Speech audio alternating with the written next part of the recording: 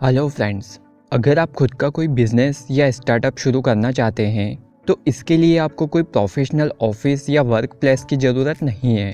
आप अपने living room से भी यह सब कुछ ऑपरेट कर सकते हो। इसका सबसे अच्छा एग्जांपल है लिनक्स टॉरवेल्ड्स, जो कि लिनक्स ऑपरेटिंग सिस्टम के फाउंडर हैं। इस कंपनी को ये आज भी खुद अकेले अपने घर से ही ऑपरेट करते हैं। इनके पास ना ही मशीन है और ना ही एम्प्लॉयज़, वह सब कुछ अकेले ही मैनेज करते हैं। तो ज़रूरी नहीं कि आपके पास सब कुछ हो तभी बिजनेस शुरू किया जा सके। तो इस वीडियो में हम बात कर रहे हैं ऑथर पीटर थाइल की बुक 0 to 1 की। जो लोग बिजनेस और एंटरप्रेन्योरशिप में नए हैं उन्हें यह पता होना ज़रूरी है। पीटर थाइल पेपल के फाउंडर थे और इससे पहले वह इन्वेस्टर थे जिसने फेसबुक में भी इन्वेस्ट किया था। बिजनेस के लिए इनका पॉइंट ऑफ व्यू बिल्कुल डिफरेंट था, जो यह सिखाता है कि कैसे फ्यूचर में इसकी हेल्प से अपना बिजनेस स्टार्ट कर सको। तो अगर आप अपना कोई भी काम, चाहे बिजनेस हो, इन्वेस्टिंग हो, वह किस तरह से शुरू करना है वह हमें इस बुक में दिए गए कुछ लेसन से समझने की कोशिश करेंगे। लेकिन स्टार्ट करने से पहले अगर इस चैनल पर आप नए हैं या अभी तक आपने सब्सक्राइब नहीं किया तो प्लीज़ हमारे चैनल को सब्सक्राइब करें और हमारे चैनल को ग्रो करने में हेल्प करें ताकि हम आपके लिए ऐसे ही नॉलेजेबल वीडियो बनाते रहें। तो चलिए स्टार्ट करते हैं। Number 1, the challenge of future. अगर आप कोई ऐसा काम शुरू कर रहे हैं जो बिल्कुल नया और क्रिएटिव है तो आप 0 से 1 की तरफ जाते हैं।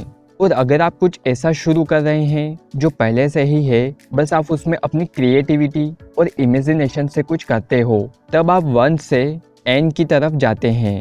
एग्जाम्पल के लिए पहले हमने पहियों की गाड़ी बनाई, फिर हमने बाइक बनाई, फिर कार, फिर बस, फिर ट्रेन। तो इस तरह के नए इन्वेंशन या बिजनेस को 0 से 1 की तरफ जाते हैं। वहीं सिर्फ एक चीज़ जिसे मोबाइल लेते हैं और हज़ारों मोबाइल बनाकर बेचते हैं, तो यह 1 से N की तरफ जा रहे होते हैं। मतलब मोबाइल्स का ग्लोबलाइजेशन किया। ग्लोबलाइजेशन का सबसे अच्छा एग्जाम्पल है चाइना। कहीं भी किसी भी कंट्री में कुछ नया इन्वेंट होता है तो चाइना उसकी कॉपी कर लेता है। ऑथर पीटर के अकॉर्डिंग स्टार्टअप एक ऐसे लोगों का ग्रुप है जिन्हें आप कन्वेंस कर सकते हैं एक नया फ्यूचर बनाने के लिए। तो जब हम कोई ऐसा बिजनेस या प्लान बनाते हैं तब हमें ग्रुप की ज़रूरत होती है ताकि सभी लोग उस बड़े प्लान को रियलिटी में एग्जीक्यूट कर सकें। Number 2, all happy companies are different. यह तो हम सभी जानते हैं कि एक बिज़नेस को रन करने का तरीका डिफरेंट होता है, लेकिन बिज़नेस शुरू करने के लिए एक कॉमन थिंक है, वह है कन्वेंशनल थिंकिंग, ताकि हम नए इनोवेशन के लिए बिल्कुल हट के सोच सकें। जब हम अपने कस्टमर को बहुत वैल्यू प्रोवाइड करना चाहते हैं तो हमें यह भी ध्यान रखना होता है कि उस वैल्यू का डेटा तैयार करें। अब ये दो अलग अलग काम हैं।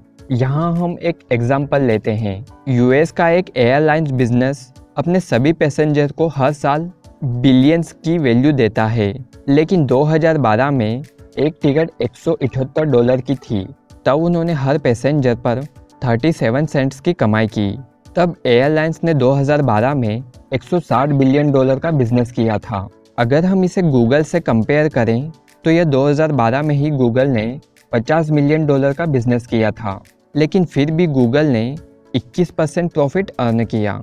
यह प्रॉफिट एयरलाइंस के प्रॉफिट मार्जिन से 100 गुना ज़्यादा था।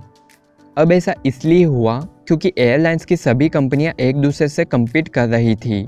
वहीं गूगल कंपनी मोनोपोली क्रिएट करके अपने आप को अलग दिखाती है। अब जो सेम बिजनेस मॉडल वाली कंपनियां होती है तो उन्हें अपने प्रोडक्ट की प्राइस भी उसी तरह डिसाइड करनी पड़ती है ताकि वह अपने कॉम्पिटिटर के साथ कम्पीट कर सके।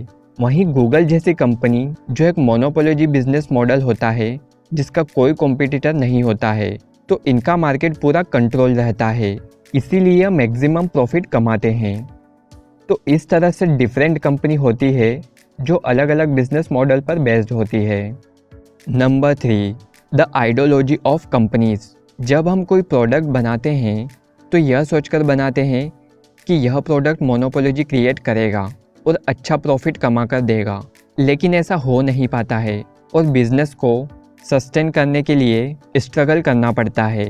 अगर हम अपने कंपटीटर से कम्पीट करने के लिए प्रोडक्ट तैयार करते हैं तो हमेशा ही लॉस ही होगा तो सबसे पहले कंपटीशन करना छोड़ दें ताकि आप अपने बिजनेस के लिए ज़्यादा फोकस कर सको। Number 4, last move advantage. कई बिजनेस कंपटीशन से बचने के लिए मोनोपोली क्रिएट करते हैं। इसे हम एक एग्जाम्पल से समझते हैं। हम न्यूयॉर्क टाइम्स और ट्विटर को कंपेयर करें तो इनमें कई एम्प्लॉयज़ काम करते हैं और इनका काम भी एक ही है, वो है न्यूज़ प्रोवाइड करना। बस फ़र्क सिर्फ इतना है कि New York times physically paper news देता है और ट्विटर डिजिटली। जब 2013 में ट्विटर की प्राइस $24 बिलियन लगाई जा रही थी, यह प्राइस न्यूयॉर्क टाइम्स से 12 गुना ज़्यादा थी। वहीं एक साल पहले यानी 2012 में न्यूयॉर्क टाइम्स ने $133 मिलियन का प्रॉफिट किया था और उस टाइम ट्विटर लॉस में था। तो यह कैश फ्लो की वजह से ही इतना डिफरेंस हुआ। किसी भी कंपनी की प्राइस इस पर डिपेंड करती है कि वह आने वाले टाइम में कितना प्रॉफिट कमाती है। कई लोग यह कहते हैं कि जो फर्स्ट मूवर होता है उन्हें ज़्यादा एडवांटेज होता है, लेकिन ऑथर के अकॉर्डिंग लास्ट मूवर को भी उतना ही एडवांटेज होता है। तो इससे समझने के लिए हम मोनोपोली बिजनेस समझते हैं। Profit technology. जब आप कोई प्रोडक्ट बनाते हैं तो इस तरह से बनाएं कि उसकी कॉपी करना दूसरों के लिए टफ हो जाए और आप एक मोनोपोली क्रिएट कर सको। इसके लिए आपको अपनी एग्जिस्टिंग टेक्नोलॉजी को 10 टाइम बढ़ाना होगा। Network effect. नेटवर्क इफ़ेक्ट से आप अपने प्रोडक्ट को बहुत यूज़फुल बना सकते हो। जैसे अगर आप कोई सोशल प्लेटफॉर्म यूज़ करते हो जहां आपका नेटवर्क या फॉलोइंग अच्छी होगी तो आप वही यूज़ करोगे। ऐसे ही नेटवर्क इफ़ेक्ट काम करता है। Economic scale. अगर आप एक स्ट्रॉन्ग मोनोपोली बिजनेस क्रिएट करना चाहते हैं तो अपने बिजनेस को स्केल करना होगा। एग्जाम्पल के लिए जैसे गूगल अपने बिजनेस को स्केल करता है। याद रखें, कोई भी सर्विस बिजनेस को स्केल करना बहुत टफ होता है। ब्रांडिंग। अगर आप एक स्ट्रॉन्ग ब्रांड क्रिएट करते हो तो आप मोनोपोली क्रिएट कर सकते हो। इसका सबसे बेस्ट एग्जांपल है एप्पल, जिसकी ब्रांडिंग और प्रोडक्ट के लिए मटेरियल बहुत ही स्ट्रॉन्ग है, जो मोनोपोली बिजनेस क्रिएट करने में हेल्प करता है। आपको बिजनेस क्रिएट करते टाइम कुछ बातों का ध्यान रखना होता है। पहला, कोई भी बिजनेस शुरू करते टाइम छोटे छोटे स्टेप में करें, क्योंकि एक छोटे बिजनेस के लिए मोनोपोली क्रिएट करना इजी होता है। दूसरा, बिजनेस को स्केल करें। आप अपने बिजनेस को शुरुआत में ही अपने मार्केट को स्ट्रॉन्ग बना लो ताकि आप बड़े लेवल पर जाएं तो उसके लिए बिजनेस स्केल करना इजी हो। तीसरा, शुरुआत में कभी भी किसी और से कम्पीट करने की कोशिश ना करें, सिर्फ अपने बिजनेस और प्रोडक्ट को बेहतर बनाने पर फोकस करें। Number 4, secret. जिस दिन से आप ये समझने लगते हैं कि आप इस दुनिया को समझ गए हैं या आपको लगता है कि आपके अंदर पूरी नॉलेज है, तो आप कभी भी 0 से 1 तक नहीं पहुंच सकते हो। तो इसमें हम कुछ पॉइंट को समझते हैं। First, conventional. अगर आप इस आइडियाज़ पर काम करते हो जो सब जानते हैं तो आप अपने बिजनेस में कभी मोनोपोली क्रिएट नहीं कर पाएंगे। मिस्टीरियस आइडिया को सॉल्व करना लगभग इम्पॉसिबल होता है। अब जो कन्वेंशनल और मिस्टीरियस के बीच आइडिया होता है उसे सीक्रेट आइडिया कहा जाता है। तो अब इस सीक्रेट को कैसे ढूंढा जाए? इस तरह के सीक्रेट को ढूंढना 95% लोग अवॉइड कर देते हैं, क्योंकि हमारी इंफ्रेमेंटलिज्म मेंटेलिटी जो बचपन से ही जो स्कूलों में प्रोग्राम की जाती है, इसीलिए हम अपनी लाइफ में कुछ नया नहीं कर पाते हैं। Second, risk awareness. अगर आप अपने काम के लिए रिस्क लेने से डरते हैं तो आप कभी सीक्रेट को नहीं पहचान पाओगे। Third, complacency. आप बहुत इंटेलिजेंट हैं और जब आप स्कूल कॉलेज में जाते हैं तो आपसे कहा जाता है कि आपकी लाइफ सेट है, इस वजह से भी आप सीक्रेट को नहीं ढूंढ पाते हैं। फोर्थ, प्लेटनेसेंस।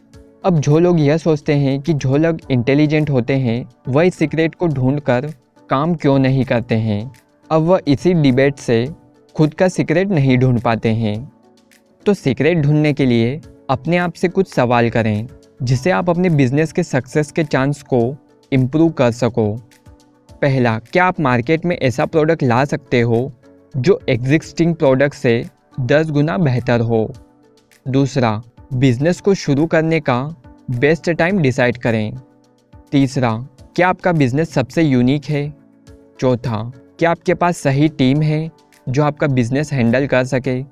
पाँचवा, क्या आपको अपने प्रोडक्ट को सेल करने के तरीके पता है।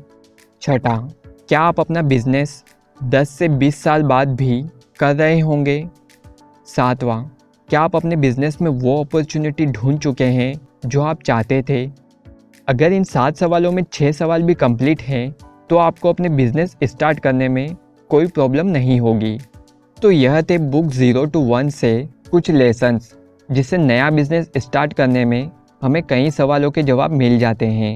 तो अगर आप कुछ नया स्टार्ट करना चाहते हैं तो इन लेसन्स को ज़रूर अप्लाई करें, चाहे आपका बिजनेस किसी भी तरह का हो। आगे आप किस तरह के टॉपिक पर वीडियो चाहते हैं हमें कमेंट करके ज़रूर बताएं। सो फ्रेंड्स, उम्मीद है यह वीडियो आपको पसंद आया होगा और इससे कुछ नया ज़रूर सीखने को मिला होगा। आज के इस वीडियो में इतना ही। सीखते रहें और अपनी नॉलेज को बढ़ाते रहें। अगर ये वीडियो अच्छा लगा हो तो इसे लाइक शेयर ज़रूर करें और ऐसे ही और भी वीडियो देखने के लिए हमारे YouTube चैनल को सब्सक्राइब करें। यह वीडियो देखने के लिए शुक्रिया।